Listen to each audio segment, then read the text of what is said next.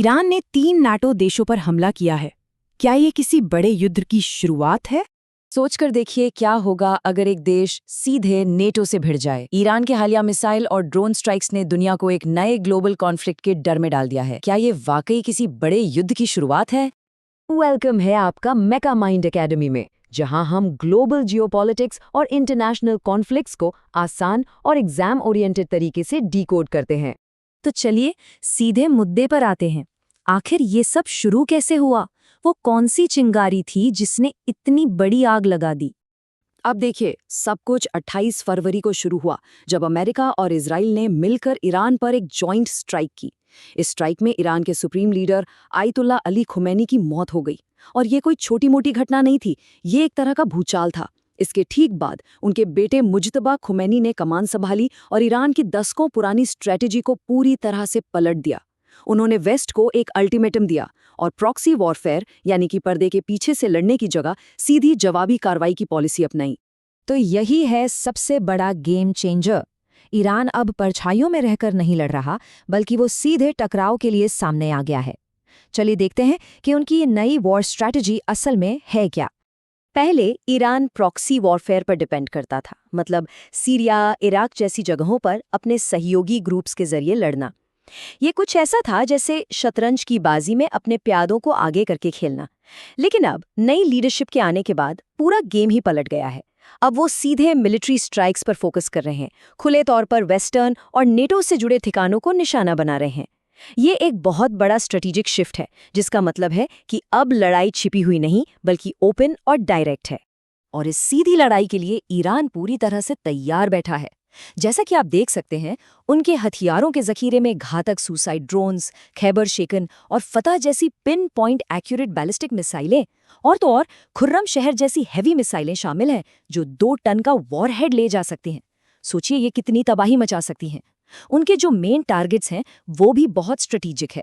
Israel के economic hubs जैसे तेल अवीव और हाइफा, बहरीन में मौजूद यूएस नेवी का 5वां बेड़ा, जो उस रीजन में अमेरिकी ताकत का सिंबल है, और गल्फ रीजन में दूसरे अहम मिलिट्री बेसिस।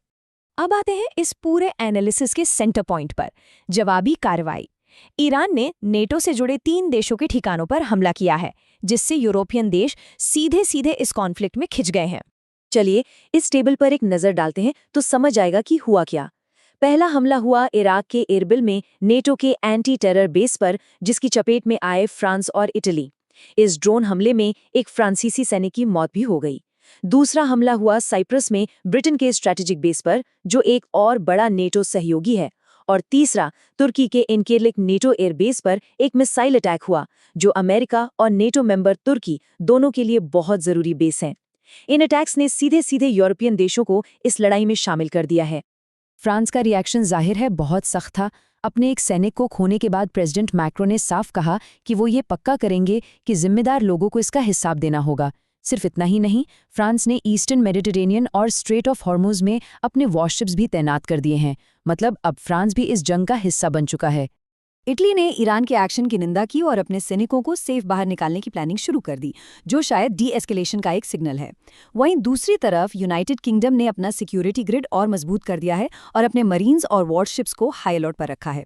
इन तीनों देशों के अलग अलग रिएक्शंस दिखाते हैं कि वो इस सिचुएशन को कितनी गंभीरता से ले रहे हैं। अगर आप जियोपॉलिटिक्स और इंटरनेशनल रिलेशंस की तैयारी कर रहे हैं तो कमेंट्स में ज़रूर बताइए, आपको क्या लगता है, क्या ये कॉन्फ्लिक्ट एक ग्लोबल वॉर का रूप ले सकता है? इन हमलों से एक बहुत बड़ा और कॉम्प्लिकेटेड जियोपॉलिटिकल सवाल खड़ा हो गया है। नेटो का आर्टिकल 5, क्या एक पर हमला सब पर हमला माना जाएगा? तो ये आर्टिकल 5 है क्या? ये नाटो की नींव है, उनका कलेक्टिव डिफेंस का सिद्धांत। साफ शब्दों में इसका मतलब है, एक सहयोगी के खिलाफ हमला सभी सहयोगियों के खिलाफ हमला माना जाता है। लेकिन यहाँ एक बहुत बड़ा लेकिन है। क्या ये खास हमले आर्टिकल 5 को एक्टिवेट करते हैं? देखिए, सिचुएशन काफ़ी कॉम्प्लेक्स है। पहली बात, ये हमले नेटो मेंबर देशों की ज़मीन पर नहीं हुए, बल्कि इराक और साइप्रस जैसे नॉन नेटो देशों में बने ठिकानों पर हुए हैं। और दूसरी और शायद सबसे ज़रूरी बात, इन ठिकानों का इस्तेमाल अमेरिका ईरान के खिलाफ कर रहा था। तो यूरोपियन देश ये तर्क दे सकते हैं कि ये तो ईरान और अमेरिका के बीच की लड़ाई है, जिसमें उन्हें बिना वजह घसीटा जा रहा है। ये नेटो के लिए एक बहुत बड़ी दुविधा है, अपने सहयोगी का समर्थन करें या एक बड़े युद्ध से बचें। चलिए अब बात करते हैं कि इस रीजनल क्राइसिस का पूरी दुनिया पर क्या असर पड़ रहा है, खासकर इकोनॉमी पर। ये चार्ट पूरी कहानी साफ कर देता है।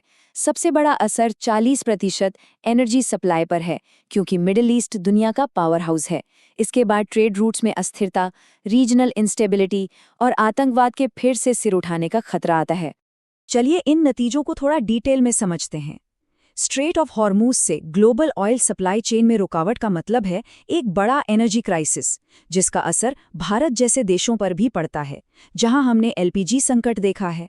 समुद्री व्यापार खतरे में है, और जब बड़ी ताकतें आपस में उलझती हैं तो आइसिस जैसे चरमपंथी ग्रुप्स को फिर से उभरने का मौका मिल जाता है। और हाँ, न्यूक्लियर प्रोलिफरेशन यानी परमाणु हथियारों की होड़ का भी खतरा है, क्योंकि देश अपनी सुरक्षा के लिए ऐसे हथियार पाने की कोशिश कर सकते हैं। तो जो कहानी ईरान, अमेरिका और इजराइल के बीच एक बायलेटरल कॉन्फ्लिक्ट की तरह शुरू हुई थी, वो अब एक डोमिनो इफेक्ट की तरह फैल गई है। अब यह एक ऐसा संकट बन गया है जिसमें कम से कम 9 देश शामिल हैं। इराक, फ्रांस, इटली, यूके और तुर्की जैसे देश अब इस खतरनाक खेल का हिस्सा बन चुके हैं। कुल मिलाकर ये एक बेहद नाजुक जियोपॉलिटिकल मोड़ है। हम एक ऐसी सिचुएशन में हैं जहां एक छोटी सी भी गलती, एक छोटा सा भी मिसकैलकुलेशन एक ग्लोबल वॉर को जन्म दे सकता है। याद रखिए, मिडिल ईस्ट का हर कॉन्फ्लिक्ट सिर्फ रीजनल नहीं होता। उसका असर पूरी दुनिया की इकोनॉमी, एनर्जी सप्लाई और जियोपॉलिटिक्स पर पड़ता है। इस तरह के युद्ध कभी भी आसपास के देशों को फायदा देकर नहीं जाते।